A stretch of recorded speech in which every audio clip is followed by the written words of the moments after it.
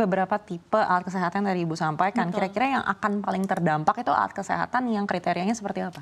Yang pasti yang nominalnya besar dan secara supply chain proses butuh yang kompleks. Contoh misalkan alat-alat laboratorium atau in vitro diagnostik, pada saat pengiriman dia akan butuh kondisi khusus, suhu dan lain sebagainya. Tentu itu akan terdampak. Kemudian mungkin alat-alat kesehatan esensial seperti untuk alat-alat jantung, implan jantung dan lain sebagainya, yang mana biasanya kita mensuplai ke daerah-daerah itu harus secara ibaratnya sedikit-sedikit menyesuaikan dengan ukuran yang dibutuhkan. Nah, alat-alat yang butuh rantai pasok yang cukup kompleks seperti itu tentu akan implikasi dampaknya akan lebih besar.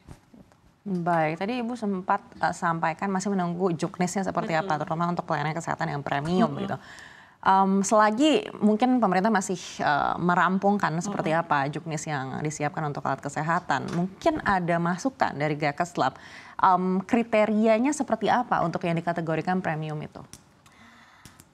Agak sulit ya sebenarnya gini, menurut kami dari sisi kami sebagai masyarakat juga ya, kita melihat sebenarnya kalau kita bicara pada saat PPN 12% ini digaungkan, sasarannya awalnya bilangnya kan luxury goods. Yang ada di pemikiran kami, kalau memang sasarannya adalah masyarakat kalangan menengah atas, luxury goods itu cukup clear. Contoh mobil mewah, perhiasan, itu jelas. Tapi pada saat kemudian masuk ke dalam layanan kesehatan premium, apakah semua yang mengakses layanan kesehatan premium bisa dikategorikan masyarakat kaya? Kita pun mungkin masyarakat menengah ke bawah sebagian besar kalau ada keluarganya sakit pasti ingin dapat perawatan terbaik gitu ya. Jadi menurut kami susah kalau mau mengusulkan, kami sih akan straightforward usulkan yang jelas-jelas objeknya adalah orang kaya seperti mobil mewah, atau yang lain adalah mungkin kita bisa berangkat ke komoditas yang sebenarnya secara kesehatan cukup merugikan masyarakat. Misalkan minuman atau makanan dengan berperisa manis, rokok, minuman beralkohol. Mungkin bisa berfokus ke komoditas-komoditas yang memang secara jangka panjang akan merugikan kesehatan, yang artinya menambah biaya kesehatan negara ya.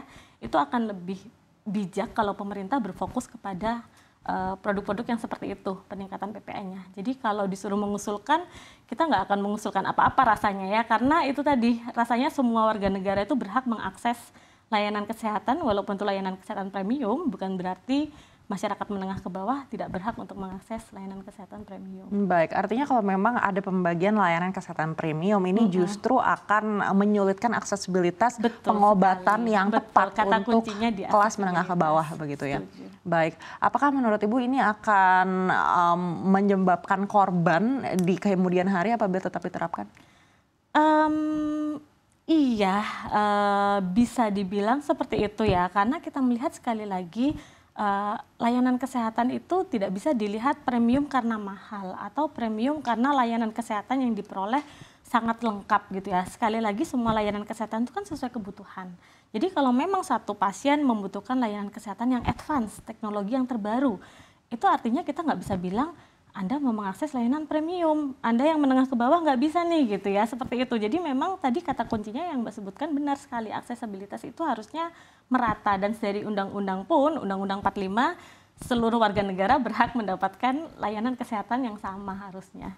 Gitu sih. Jadi kami melihat seharusnya tidak ada narasi layanan kesehatan premium dan non-premium. Baik, jika kita kaitkan lagi dengan daya beli masyarakat yang masih terus melemah begitu, ditambah lagi dengan PPN 12% ini untuk alat kesehatan premium, Ibu sendiri melihat dampaknya seperti apa nanti untuk pengobatan masyarakat? Sebenarnya kalau bicara dampak kita belum bisa tahu ya, karena sekali lagi kalau kami dari industri alat kesehatan, ujungnya yang akan memberikan pelayanan ke masyarakat itu adalah dokter atau vaskes ya, fasilitas kesehatan. Kita belum tahu apakah dampaknya nanti itu akan benar-benar membuat daya beli masyarakat atau akses masyarakat ke rumah sakit itu jadi menurun gitu ya. Tapi tentu dampak dari si PPN 12 ini sendiri ke semua sektor industri pasti akan sangat besar, dan rasanya pasti akan ada dampaknya, walaupun saya nggak bisa bilang dampaknya akan sebesar apa dibandingkan dengan tadi daya beli dari mungkin orang kaya yang sebenarnya disasar dari si PPN ini gitu. Baik, berikutnya untuk dampak pada biaya layanan kesehatan secara keseluruhan. Meskipun tadi sempat disampaikan bahwa mungkin PPN 12% ini hanya akan menyasar layanan kesehatan premium gitu. Tapi kan kalau kita melihat dari faktor-faktor lainnya ini kan juga mungkin akan mempengaruhi layanan kesehatan yang tidak premium begitu. Ibu melihat apa efeknya?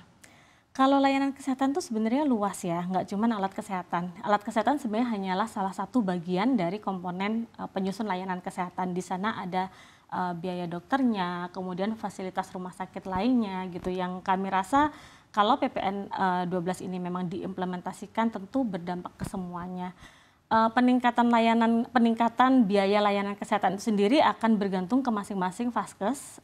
Kita nggak tahu apakah mereka juga pasti punya satu porsi-porsi inovasi-inovasi sendiri untuk meningkatkan efisiensi.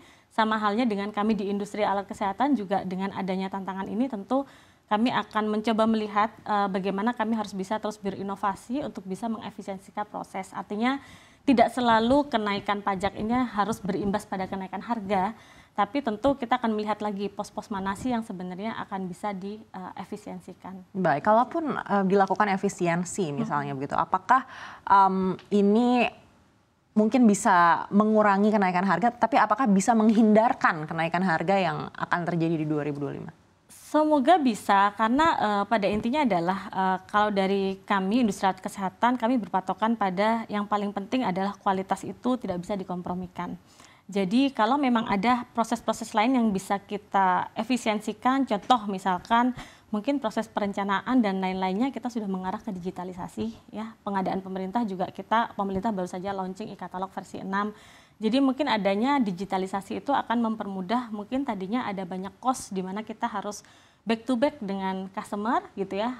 Sekarang dengan adanya e-katalog versi 6, dengan adanya digitalisasi pengadaan seperti itu akan mempersingkat waktu yang kita perlukan untuk misalkan kita harus ke sana, kemari dan lain sebagainya. Itu mungkin adalah salah satu bentuk efisiensi dari biaya yang kita keluarkan gitu. Baik, seberapa besar peluang industri alat kesehatan ini mungkin untuk bisa berinovasi di tengah kenaikan PPN ini? Sebenarnya ya kalau bilang kita industri alkes itu atau industri kesehatan secara umum kita sudah teruji dengan adanya COVID kemarin ya selama 3 tahun ya. Jadi kami sih cukup yakin bahwa kami dari sisi industri alat kesehatan dengan adanya tantangan ini kita akan coba melihat bagaimana sih proses atau apa yang terjadi saat ini bisa mendorong inovasi yang lebih lagi gitu. Tapi kami percaya bahwa dari teman-teman industri juga nggak akan hanya kemudian pasrah atau berdiam ya. Di satu sisi kita akan terus mengadvokasi pemerintah, tapi di sisi lain kita akan mencoba untuk melihat inovasi atau langkah-langkah strategis apa yang bisa kita lakukan bersama gitu ya. Apalagi kalau di Gakas Lab kan memang kita menaungi seluruh Indonesia. Jadi mungkin dengan adanya jaringan-jaringan distribusi yang lebih baik itu akan membantu untuk meminimalkan biaya misalkan logistik, transportasi. Nah itu mungkin akan bisa membantu tadi mengefisiensikan proses gitu. Baik, semakin